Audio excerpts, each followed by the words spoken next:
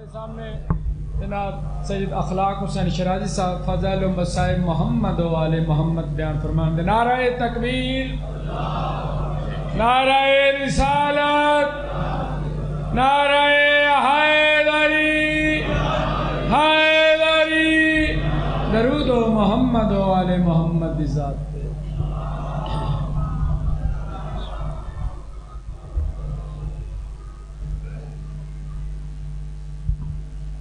تمام احباب سے التماس ہے شعبہ ملت جعفری کی بلند درجات کے لیے صدر اسلام صاحب تک راہ محبت و ولایت میں جان دینے والوں کے لیے بالخصوص وہ محبان آل رسول جو دنیا سے چلے گئے اور بعد میں ان کا کوئی فاتح پڑھنے والا نہیں رہا. بانی مجلس چودھری صغیر صاحب کے خانوادہ کے جملہ مرحومین مرحومات اور بالخص رہبر معظم نایت اللہ العظمیٰ سید علی خامنائی اور ان کا شہید خانوادہ اور شہید ملت سب کے لیے ایک مرتبہ سورہ فاتحہ اور 3 بار سورہ توحید کی تلاوت فرمائیں. اعوذ باللہ من الشیطان الرجیم، بسم اللہ الرحمن الرحیم، الحمد للہ رب العالمین الرحمن الرحیم مالک یوم الدین، ایاک نعبد و ایاک نستعین، اہدنا الصراط المستقیم، صراط الذین انعمت علیہم غیر المغضوب علیہم ولا الضالین. بسم اللہ الرحمن الرحیم، قل هو اللہ احد اللہ الصمد لم یلد ولم یولد ولم یکن له کفوا احد. بسم اللہ الرحمن الرحیم، قل هو الله أحد الله الصمد لم يلد ولم يولد ولم يكن له كفوا أحد. بسم الله الرحمن الرحيم، قل هو الله أحد الله الصمد لم يلد ولم يولد ولم يكن له كفوا أحد. اللهم اغفر للمؤمنين والمؤمنات والمسلمين والمسلمات الأحياء منهم والأموات. اللهم تابع بيننا وبينهم بالخيرات إنك مجيب الدعوات إنك على كل شيء قدير وأنت بالإجابة حق جدير. اللهم صل على محمد وعلى محمد. صلوات سارے حضرات.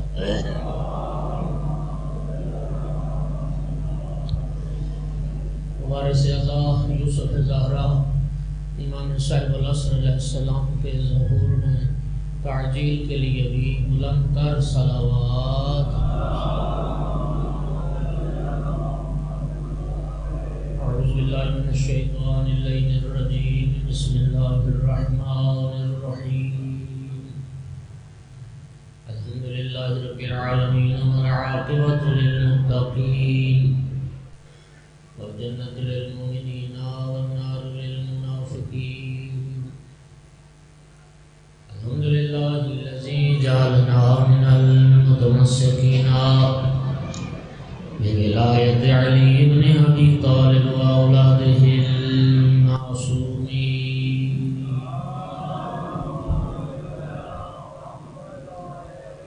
الحمد للہ الذی جعلنا من الباقین علی سید الشہداء واولادہ واصحابہ المظلومین.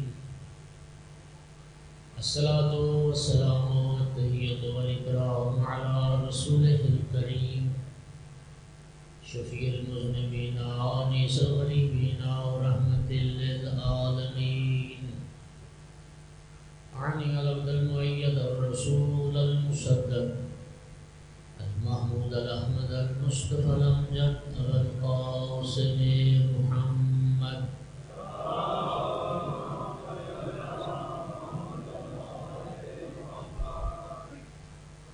الصلاۃ والسلام والتحیۃ والاکرام علی آلہ الطیبین الطاہرین المعصومین المنتجبین المنتخبین المظلومین واللعنۃ الدائمۃ علی اعدائہم الملعونین فی یوم عداوتہم الی قیام یوم الدین وبعد یوم الدین. اما بعد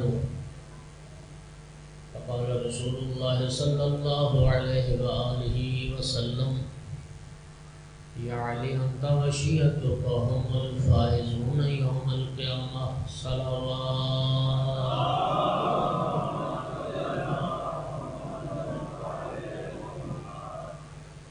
مومنین کرام،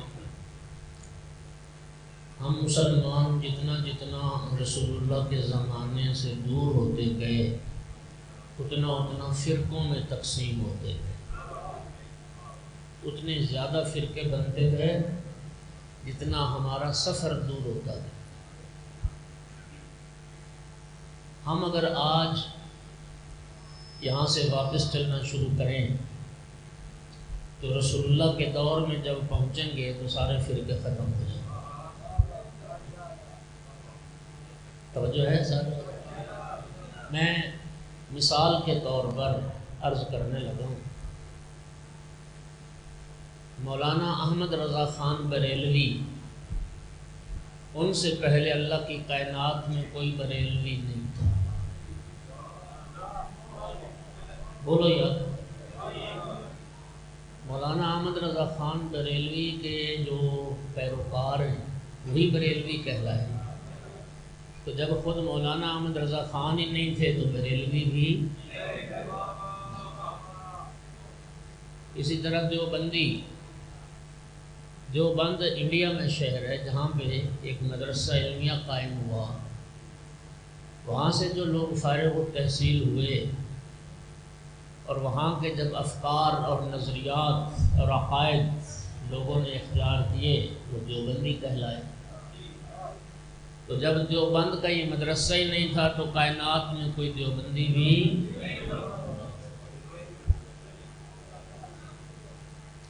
میں اسی طرح بہت ساری مثالیں دی جا سکتی ہیں اور پیچھے لے چلتا ہوں.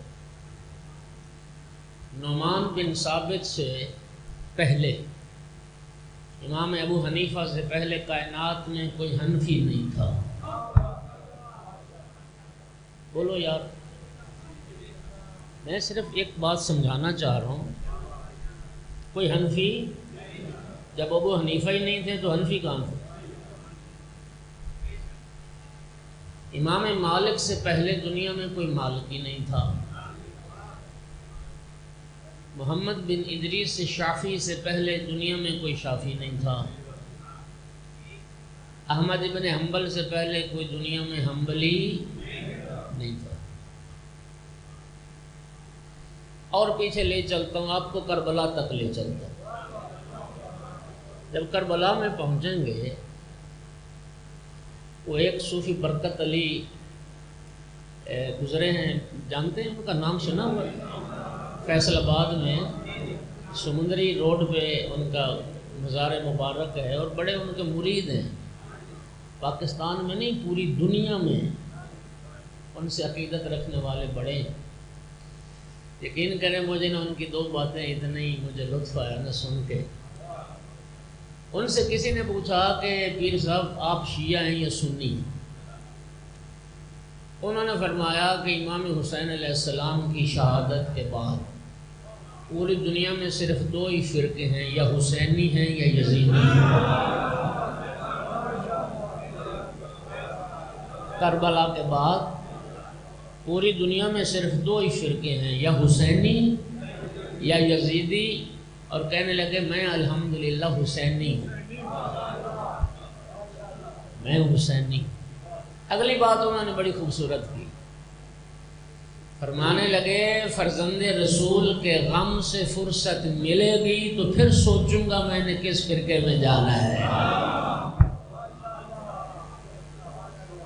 امام حسین علیہ السلام کے غم سے فرصت ملے گی تو پھر سوچیں گے کس فرقے میں.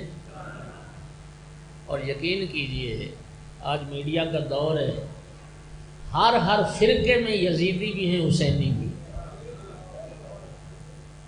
ہر فرقے میں یزیدی بھی ہیں، حسینی بھی ہیں. چلو حسینی اور یزیدی کی تقسیم تو ہوگی کربلا سے. اب کربلا سے پیچھے نبی پاک کے دور تک چلتے ہیں.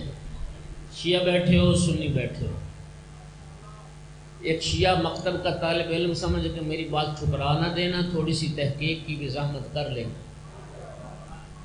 مجھے وحدہ لا شریک کی قسم ہے، رسول اللہ کے زمانے میں یہ سارے فرقے نہیں تھے،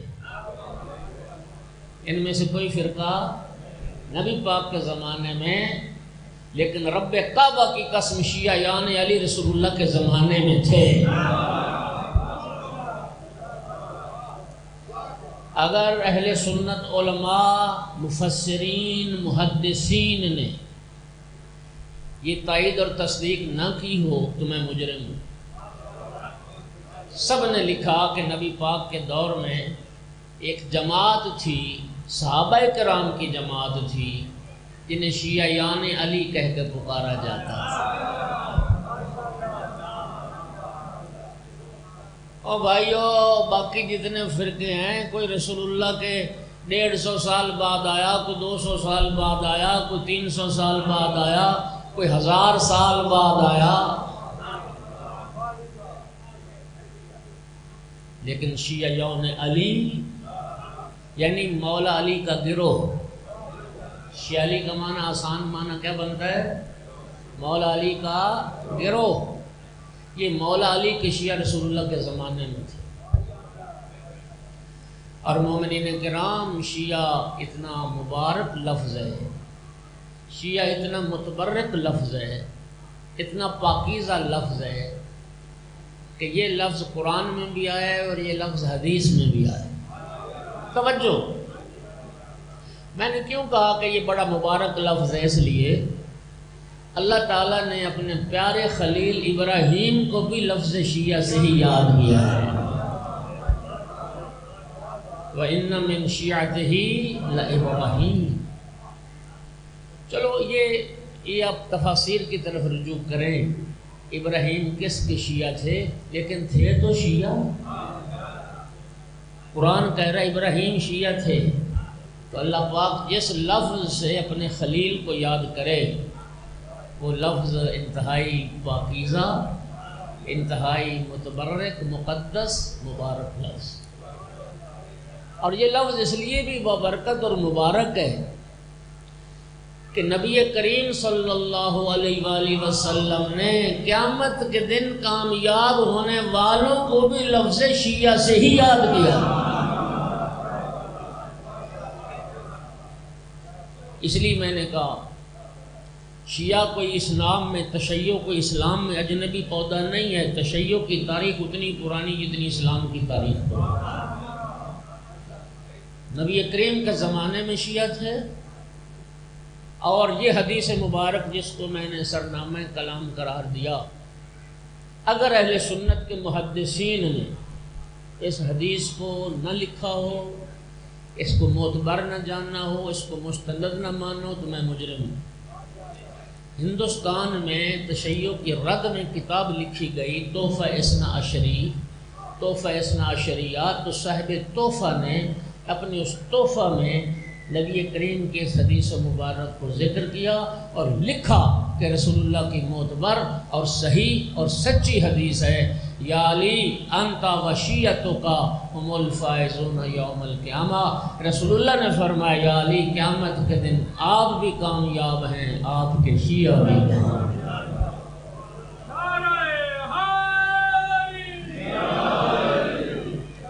اچھا، ایک یہ حدیث، ایک سورہ بینہ، سورہ بینہ کی تفسیر میں اٹھا کے دیکھ لینا، اہل سنت مفسرین نے نبی کریم کی اس حدیث کو ذکر کیا کہ رسول اللہ صلی اللہ علیہ وآلہ وسلم نے ارشاد فرمایا یا علی انت و شیعتک ہم خیر البریہ، یا علی خیر البریہ، یعنی مخلوقات میں سب سے بہترین وہ تو ہے اور تیرے شیعہ۔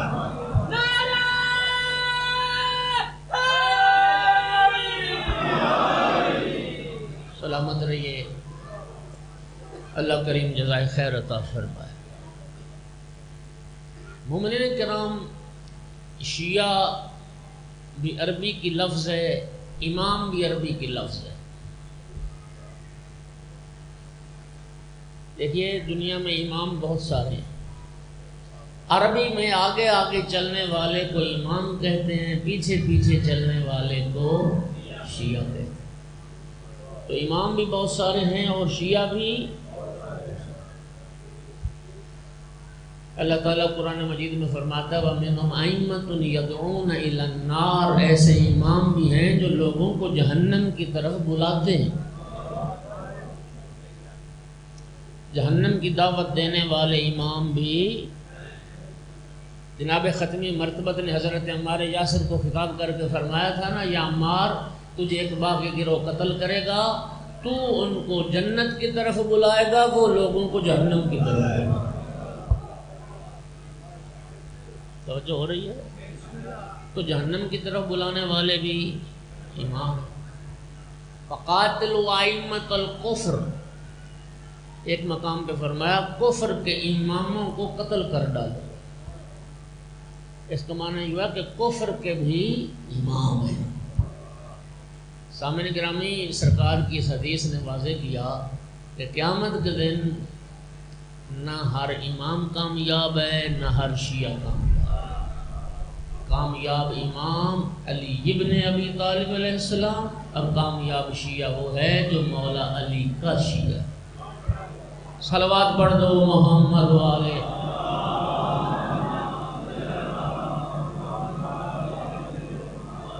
توجہ ہے حضرات؟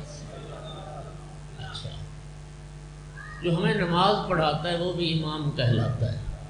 امام جماعت، امام جمعہ کہتے ہیں، ایسے نہیں؟ کتنا پاکیزہ ہے اہل بیت کا مذہب کہ یہ جو شریعت نے 5-7 منٹ کا امام قرار دیا،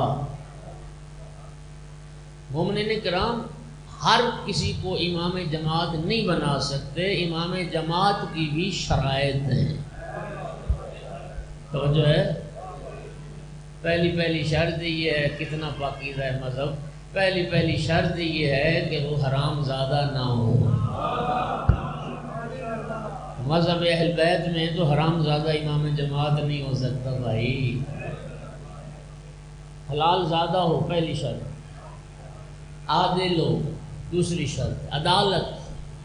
اور عدالت کسے کہتے ہیں؟ جس معاشرے میں وہ انسان رہتا ہے، معاشرے کے لوگ اس کی شرافت کی گواہی دے کہ ہم نے اسے کبھی گناہ کرتے نہیں دیکھا، اس سے اس کی عدالت ثابت ہے۔ اور بھائیو، جو 5-7 منٹ کا امام ہے اس کے لیے عدالت کو شرط قرار دیا، جو دین و دنیا کا امام ہے اس کے لیے عصمت کو شرط قرار دیا۔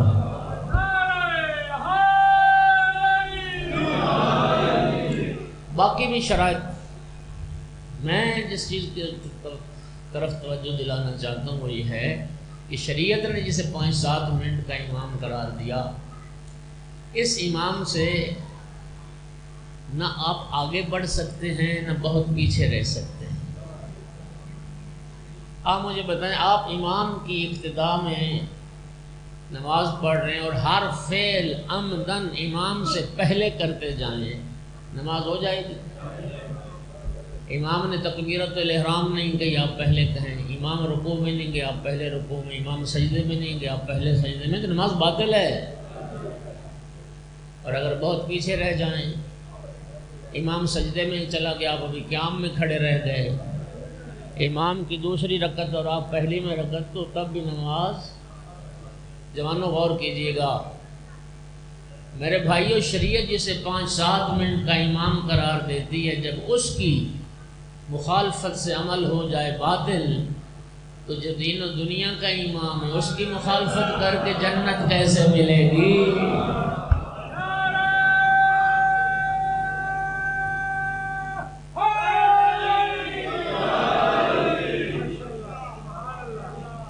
اس لیے امام محمد باقر علیہ السلام نے فرمایا انما شیعتنا من شیعنا واقتداء بآثارنا، ہمارا شیعہ تو وہ ہے جو ہمارے پیچھے چلے، ہمارے نشان قدم پر قدم رکھے۔ دیکھیے دوستو، 2 چیزیں ان کا فرق ہے، اور یہ فرق ہر مومن کو معلوم ہونا چاہیے۔ ایک ہے محب علی ہونا، ایک ہے شیعہ علی ہونا۔ توجہ، ایک ہے محب اہل بیت ہونا اور ایک ہے شیعہ ہے۔ آپ ایمان سے بتائیں، ہمارے ممبروں پر ہندو شعراء کا کلام پڑھا جاتا ہے۔ اہل بیت کی شان میں کتنے ہندو شعراء ہیں جنہوں نے اہل بیت کی شان لکھی۔ وہ روپ کنوار ایک کنواری، وہ ہندو شاعرہ نے اس کا تو پورا ایک دیوان ہے، میرے پاس بھی تھا کسی زمانے میں، مولا حسین کی شان میں، مولا علی کی شان میں ایک ہندو شاعرہ۔ کتنے سکھ شعراء ہیں جنہوں نے اہل بیت کی شان لکھی۔ اچھا، لبنان میں کتنے مسیحی شعراء ہیں جنہوں نے مولا علی کی شان لکھی۔ بولس سلامہ عصر حاضر کا ایک عیسائی شاعر ہے، عرب ہے، لبنان کا، اس کے بڑے قصیدے مولا علی کی شان میں۔ اس کے قصیدے کا مطلع ہے قد جلجل الحق فی المسیح حتی عود من فرط حبہ علویہ۔ کہتا ہے مولا علی کی محبت نے میرے سینے میں یوں جوش مارا کہ اب لوگ مجھے مسیحی نہیں کہتے، علی والا کہتے ہیں۔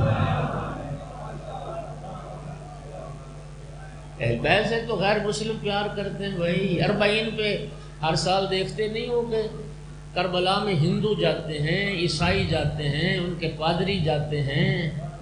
بولو، اب ہندو پیار تو کرتے ہیں مولا علی سے، توجہ چاہوں گا، محبت کرتے ہیں، محبت ایک کائنات کرتی ہے یار۔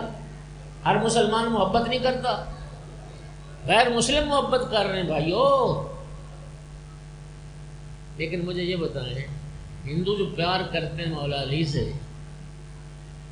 اس محبت کی کیا قیمت ہے کہ مولا علی سے محبت کا اظہار کیا، مولا علی کی شان میں شعر کہے، لیکن مولا علی کی تعلیمات پر عمل نہ کیا۔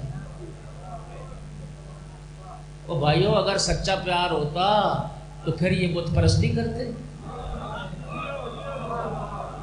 اگر مولا علی سے پیار ان کا سچا ہوتا تو یہ اپنی ان مورتیوں کی پوجا کرتے ہندو۔ اگر ان کو یہ علم ہوتا کہ ہم جس سے پیار کر رہے ہیں وہ ہستی تو بت شکن ہے، تو مولا علی کا حقیقی محبت کرنے والا تو بت پرست ہو ہی نہیں سکتا۔ یہ پیار بھی کرتے ہیں اور بت پرستی بھی کرتے ہیں۔ انہوں نے مولا علی کا عقیدہ، مولا علی کا عمل اختیار کیا نہیں کیا۔ اس لیے میں عرض کر رہا ہوں، ذرا سمجھو بات کو، محب ہونا اور بات ہے، شیعہ ہونا اور بات ہے۔ علم عنی فاطمہ 10 جلدوں میں کتاب ہے، عبدالحمید مہاجر نجف اشرف کے عالم دین تھے، انہوں نے اس پر بحث کی ہے کہ محب اور شیعہ میں فرق ہوتا ہے۔ اس بحث کا جو نتیجہ ہے وہ ایک لائن میں، میری طرف دیکھ، ایک لائن میں محب اور شیعہ کا فرق بتانے لگا۔ وہ لکھتے ہیں محبت اہل بیت جمع اطاعت اہل بیت نتیجہ شیعہ اہل بیت۔ محبت اہل بیت جب کردار کے سانچے میں ڈھل جائے گی تو شیعت کا مقام آئے، ورنہ پھر ہم بھی اسی طرح کے محب ہیں جس طرح ہندو محب ہیں اور جس طرح باقی غیر مسلم محب ہیں۔ محبت جب کردار کے سانچے میں ڈھلتی ہے تو پھر شیعت کا مقام آتا ہے۔ توجہ ہوگی بھائیو۔ اب اگر اجازت دیں تو میں جلدی سے، ہمیں اپنے اندر وہ نشانیاں پیدا کرنی چاہیے جو خدا علیہ رسول نے اپنے شیعوں کی بیان فرمائی، کرنی چاہیے۔ مثلا 11ویں امام نے ایک نشانی مولا علی کی شیعہ کی یہ بیان کی کہ دائیں ہاتھ میں انگوٹھی پہنے۔ یہ جو کڑی لوگ پہنتے ہیں یہ کسی باوے کی سنت ہوگی، یہ کسی امام نے نہیں فرمایا۔ نہیں سمجھے بات؟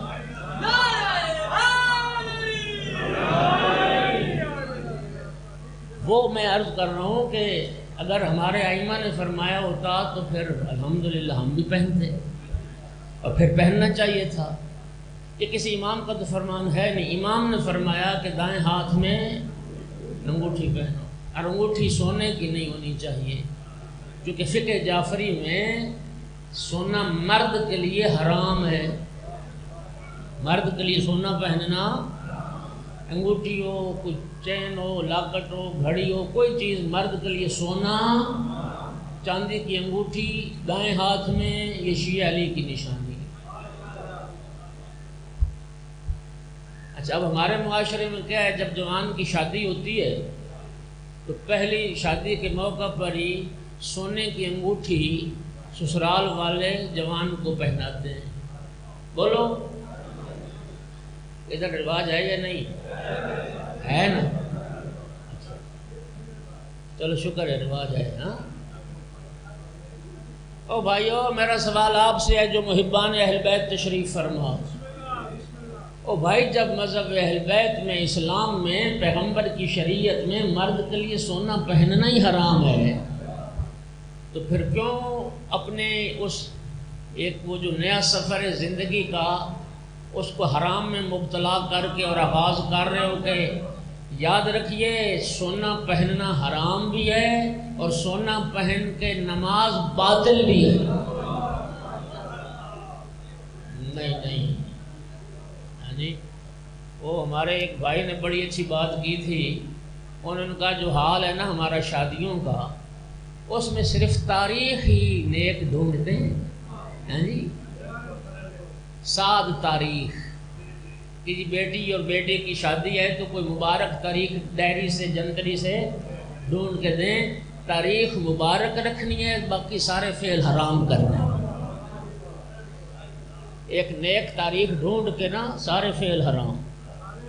پہلا حرام یہاں سے شروع ہوتا ہے کہ وہ جناب داماد صاحب انگوٹھی سونے کی پہن کے, ہاں جی, اب وہ جو پہنے گا پھر وہ دکھائے گا نہیں لوگوں کو کہ مجھے سسرال نے یہ انگوٹھی دی.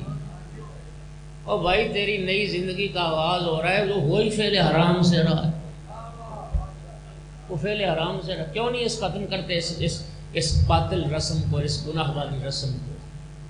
چاندی کی انگوٹھی بنوا کے دے دو, عقیق ہو, فیروزہ ہو, کوئی بھی باقی وہ جو احجار مبارکہ ہیں. اور بھائی چاندی کی انگوٹھی پہلے دن پہنا, دنیا کو پتہ لگے علی کا شیعہ ہے. صلوات پڑھ دو.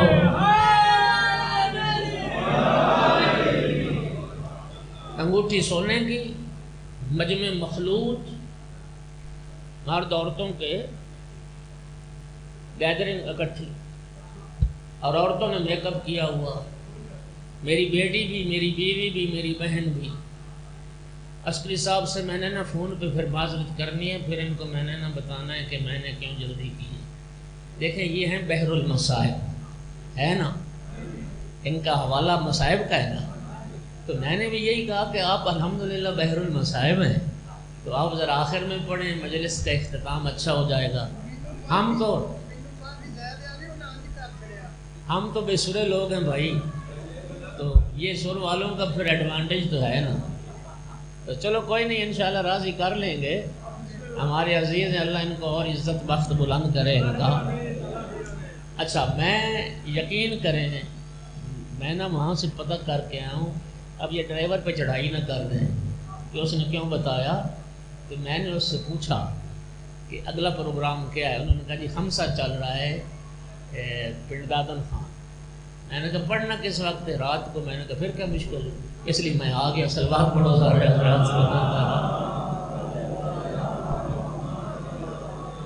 میں عرض مخلوط مجمع, ایک مسئلہ شرعی سن لو بڑی ذمہ داری سے. کسی بھی عورت کے لیے, بیوی ہے, بیٹی ہے, بہن ہے, ماں ہے, کسی بھی عورت کے لیے اپنے محرم کے علاوہ کسی اور کو دکھانے کے لیے میک اپ کرنا, بناؤ سنگار کرنا, سرخی پاؤڈر لگانا, عطر لگانا, خوشبو لگانا, یہ فعل حرام ہے. ایک بیوی صرف اپنے شوہر کے لیے شریعت اس کو میک اپ کی اجازت دیتی. یہاں تو الٹی گنگا ہے. شوہر کے لیے تیار نہیں ہوتی. جس دن مہمان گھر آنے ہوں غیر محرم, ان کے لیے بن پھب کے سور کے پھر تیار ہوتی ہیں. جی ہمارا وہ کزن آ رہا ہے. اور بھائی شریعت میں کزن بھی غیر محرم ہے. نہیں سمجھ آئی؟ کزن کی جتنی بھی قسمیں ہیں یہ غیر محرم ہے بھائی. خاتون اپنے شوہر کے لیے، اپنے بھائی کے لیے، اپنی اولاد کے لیے زیب و زینت کر سکتی ہے، باقی تو حرام ہے اس کے لیے زیب و زینت. اور یہاں کیا ہے، شادی ہو رہی ہے جی اور ہماری خواتین میک اپ کر کے مخلوط مجموعوں میں جا رہے ہیں. کیا ہے، کیا کدھر ہے شیعت، کدھر ہے اسلام، کدھر ہے دین؟ ہم تو اپنی رسموں کے پابند ہیں، دین کی پیروی تھوڑی کر رہے ہیں. بولو نا یار. اچھا اب ایک دوسرے کی طرف دیکھتے ہیں.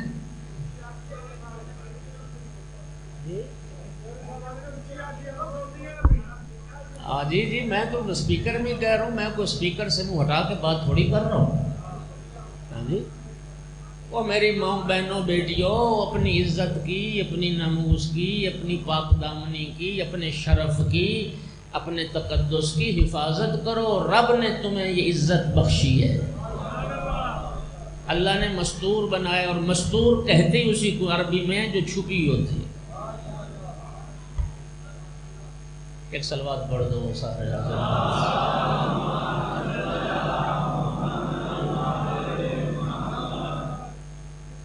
میں صرف ایک فرمان سن لو، بات پہلے تو لمبی کرنی تھی، اب ایک تو میں زبردستی آ گیا ہوں، پھر دوسرا اتنا لمبا تو نہ پڑھوں کہ وہ بالکل ہی ناراض ہو جائیں پکے.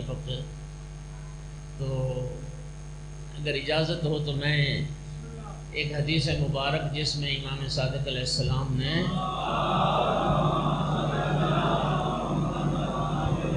اپنے شیعہ کی نشانی بتائی ہے. امتحنوا شیعتنا عند ثلاث، 3 مقامات پر ہمارے شیعہ کو آزماؤ.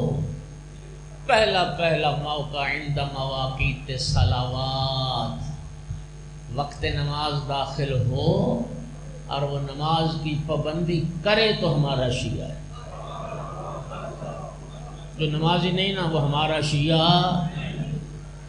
اور اگلی بات سن لو، سورہ مدثر، ٹائم تھوڑا ہے، اب میں بھائی کو تنگ نہیں کروں گا. سورہ مدثر اٹھا کے دیکھ لینا. اللہ تعالیٰ نے سورہ مدثر میں 41 نمبر آیات سے شروع کر کے آگے تک ایک دوزخیوں کا اور جنتیوں کا ایک مکالمہ پیش کیا ہے.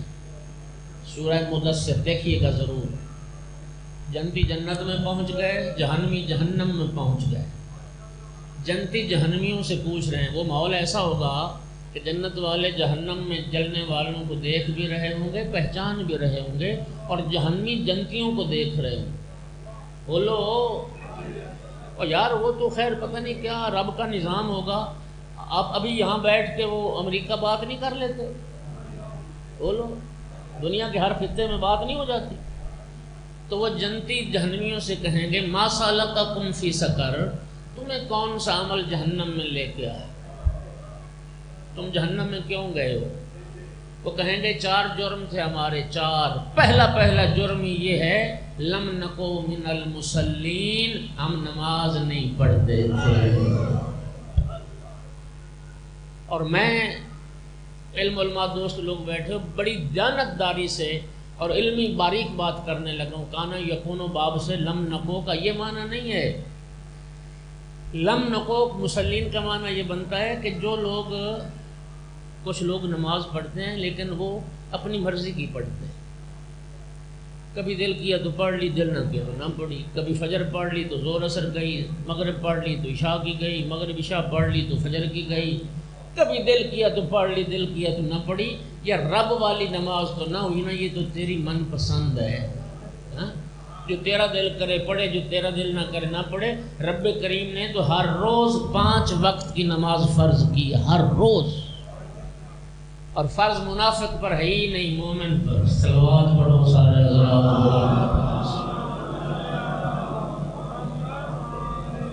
سن لینا، جا کے تصدیق کرنا. میرے بھائیو سنو، میں نے ایک مجلس میں یہی بات کی تو ایک بندہ بول پڑا مجلس میں. پتہ ہے اس نے کیا کہا؟ اس نے کہا ہماری شفاعت ہو جائے گی. او بھائیو، شفاعت کا عقیدہ قرآن کا عقیدہ ہے. جو شفاعت کا منکر ہے، چھٹے امام نے فرمایا تھا من انکر الشفاعت فلیس منا، شفاعت کا منکر ہم میں سے نہیں ہے۔ شفاعت قرآن کا عقیدہ ہے۔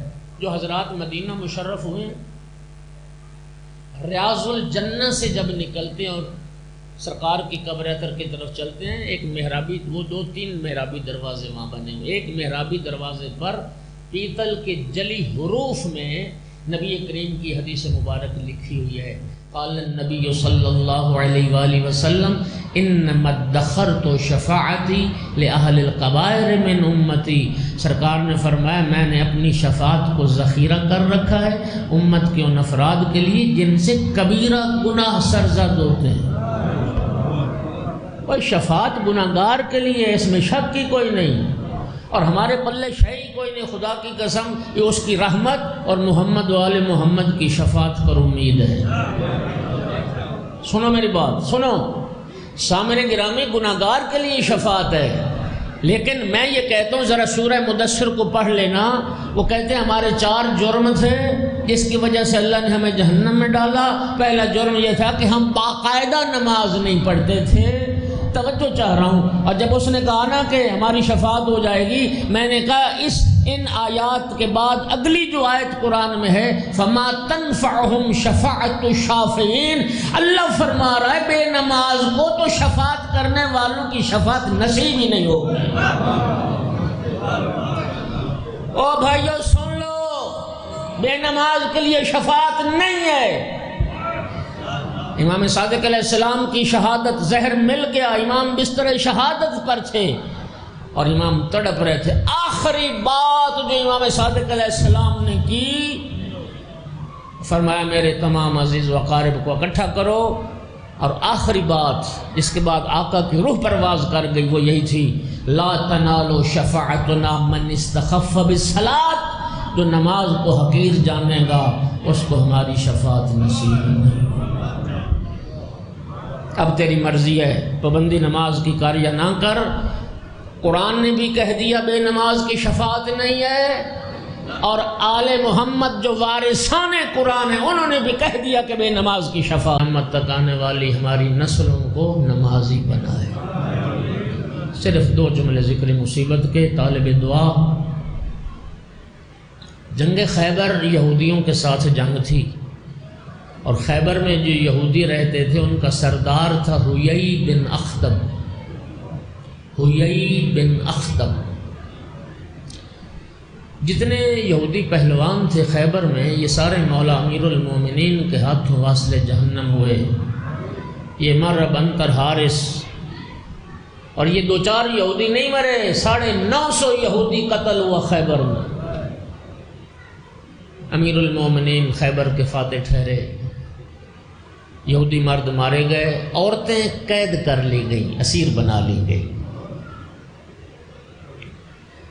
جناب بلال حبشی ان ساری عورتوں کو، یہودی عورتوں کو قید کر کے رسول اللہ کے پاس لائے۔ انہی عورتوں میں اسی سردار حیی بن اخطب کی بیٹی تھی صفیہ، جو بعد میں ام المومنین صفیہ بنی۔ 17 سال اس کی عمر تھی، یہودیوں کی شہزادی تھی یہ صفیہ۔ جب جناب بلال ان کو قید کر کے لائے نا رسول اللہ کے سامنے، اور پیغمبر کی نگاہ پڑی صفیہ پر، دیکھا اس کی حالت غیر ہے، رو رو کے آنکھیں سرخ، چہرہ اس کا زخمی۔ رسول اللہ نے پوچھا صفیہ تمہاری حالت غیر ہے، کسی مسلمان نے کچھ زیادتی تو نہیں کی؟ کہتی نہیں اللہ کے رسول، مجھے کسی مسلمان نے کچھ نہیں کہا۔ فرمایا تو تمہاری یہ حالت کیوں ہو گئی؟ جناب بلال کی طرف اشارہ کر کے کہتی ہے یہ شخص جو مجھے قید کر کے لایا ہے اس نے مجھے وہاں سے گزارا ہے جہاں میرے بھائیوں کی لاشیں کہتی میں نے جب بھائیوں کی لاشیں دیکھی پھر مجھ سے برداشت نہ ہوا، میں نے گریہ کیا، میں نے منہ پہ ماتم کیا، میں نے چہرے کو خراشا، اس لیے میری حالت ہوئی، لفظوں کا ذمہ دار ہوں۔ رسول اللہ نے ناراض ہو کر فرمایا بلال کبھی بہنوں کو بھی بھائیوں کی لاشوں پر سے گزارا جائے؟ بلال تو کسی اور راستے سے لاتا۔ میں اتنا عرض کروں گا یا رسول اللہ، خیبر میں ایک یہودی کی بیٹی کا بھائیوں کی لاشوں سے گزرنا گوارا نہ ہوا، یا رسول اللہ 11 محرم کربلا میں ہو گئے، تھیں جنہیں بھائیوں کی لاشوں پر صبر آزاد اور جب آئی نا 11 محرم بھائی کی لاش پر کھڑے ہو کے پوچھتی تھی انت اخل حسین، میرا بھائی حسین تو ہے، انت ابن ام زہرا، میری ماں زہرا کا جایا حسین تو ہے۔